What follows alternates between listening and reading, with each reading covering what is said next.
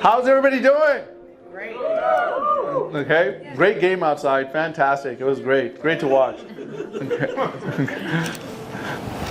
Thank you for coming. And, when we set this up in Santa Monica, and, we have people all over that, driving over here from far away for a lot of people was tough. And I know some people traveled from the Inland Empire, so thank you for making that drive.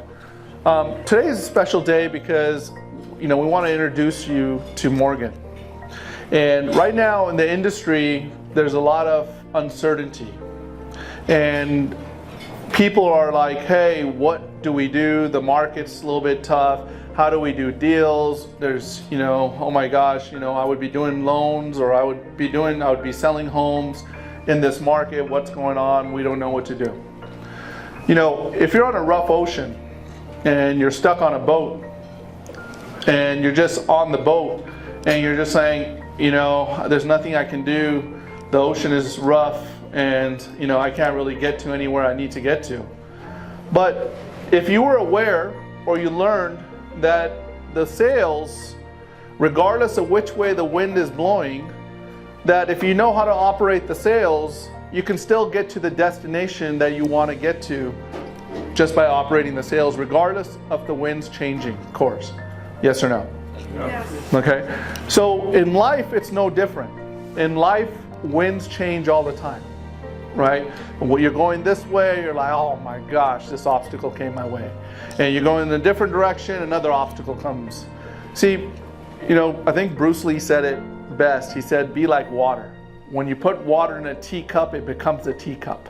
When you put water in a teapot, it becomes the teapot. When you can be like water, you can flow with the changing winds.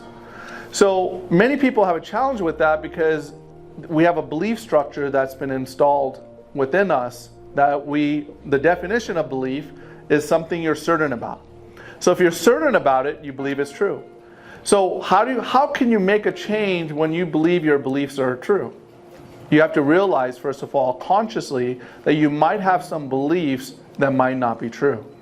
How do you do that? You got to find evidence in the past. The evidence in the past is they told us that Pluto is a planet, right, at one point in our lives. Then they changed it, said Pluto is no longer considered a planet, right? But at one point, that was a belief that Pluto was a planet. So if that could happen, you have to be open to the idea that some of your beliefs might be limiting you from going to the next level. Does that make sense, yes or no? Yes. Okay, so to understand that point, you got to go a little bit deeper. Now you got to understand is, how do we operate with these limiting beliefs? Well, the only way you can change your limiting beliefs is going to be by installing empowering beliefs. But to do that, you really have to understand the aspects of how your brain works. Your brain is either stuck in the past or it's stuck in the future. Either in a place that you can't change anything or in a place that's not guaranteed to happen. The two guiding points of every human being is fear and faith. And what fear and faith have in common is that they're both imagination of tomorrow. The difference is that faith is a positive imagination of tomorrow. So if you have the conscious power to see how tomorrow's going to be, why not make it with faith? Why does it have to be with fear? The moment you do it with fear, it creates a negative thought. And with the negative thought, creates acid into your body, right? And that causes all different types of sicknesses, etc. It's not a good thing. So if you work with faith, you're going to have less stress.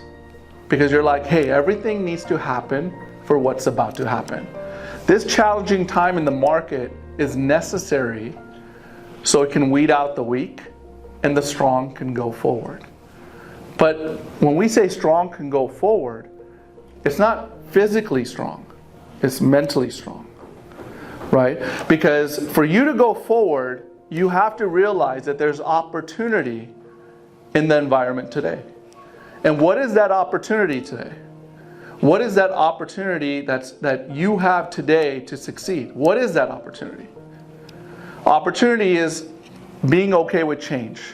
The only person that likes change is a baby with a wet diaper.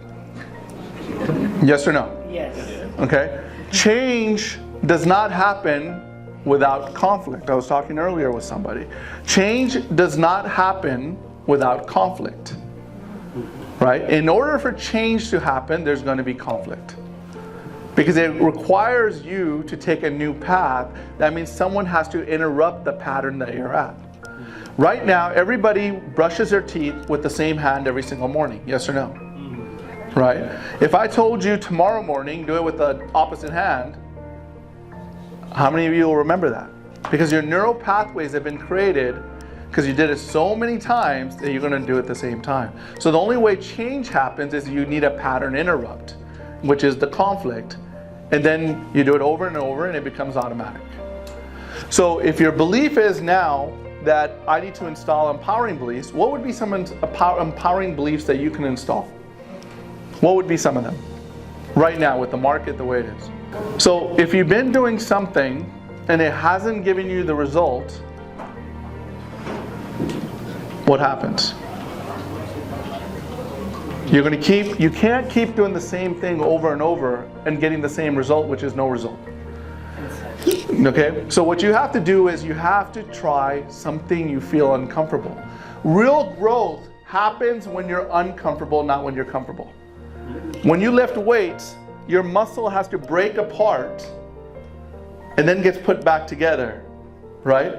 So you have to become uncomfortable doing something that you don't want to do, but you know if you do it, it'll be better for you. That's a hard concept to really understand and to really do.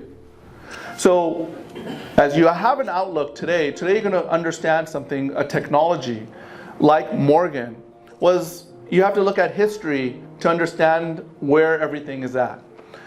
When Elon Musk came out and said, hey, we're going to go electric cars, we're going to build these things, what did they do to him? What did they say about him? Anybody? They thought he was crazy. They didn't believe it. They didn't believe it, right? They didn't believe it. Because people that don't change with the environment get left behind. So today you're going to learn about a technology that takes away a lot of the challenges you've had in the past. Whether you're a real estate agent, whether you're a loan officer, you're going to learn how to utilize this technology to help you get to the next level. But people right now are like, Sam, but there's no leads out there. What do? I don't have any business.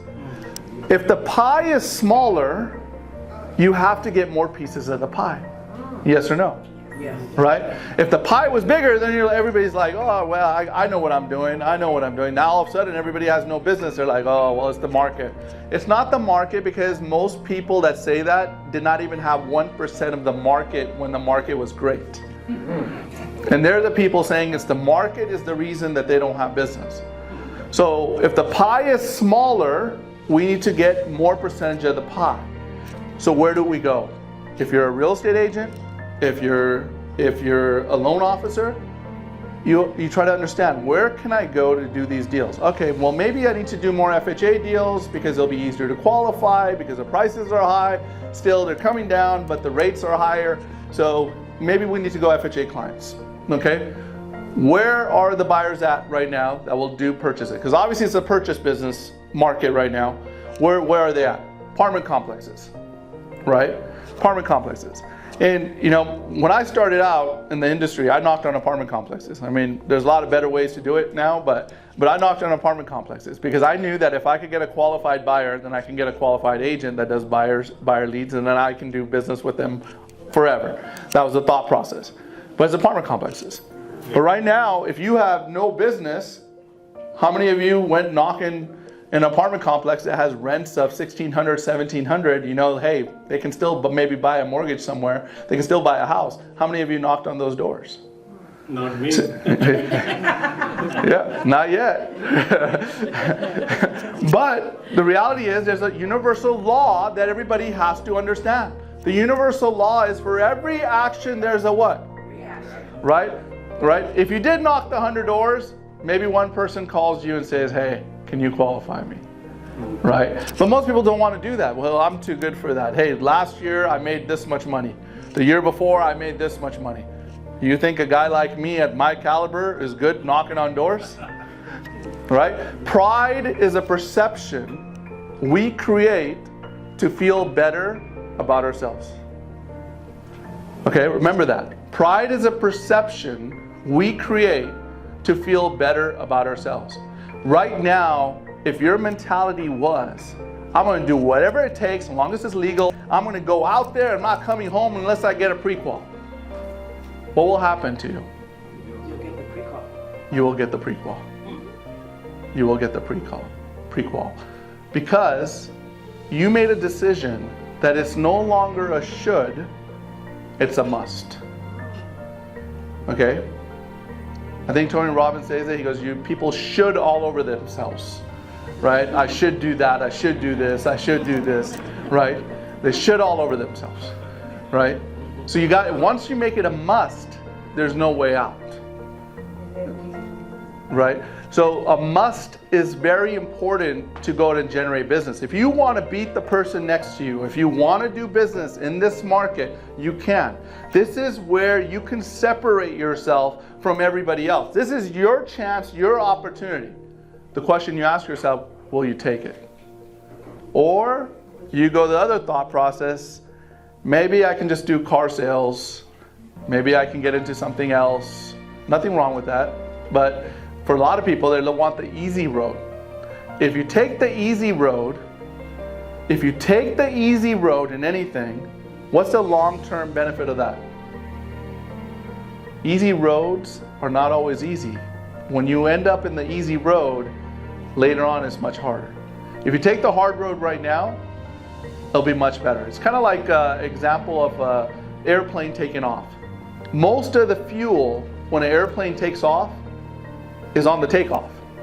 Once it gets to a cruising altitude, it doesn't waste that much fuel. And that's the way you have to look at yourself today and say, hey, in this market, it's takeoff time, and I'm gonna put everything I got for the next year, everything I got, and then you'll reap the rewards. While everybody is still wondering what happened in the business. It was the market, and then everyone had 1%.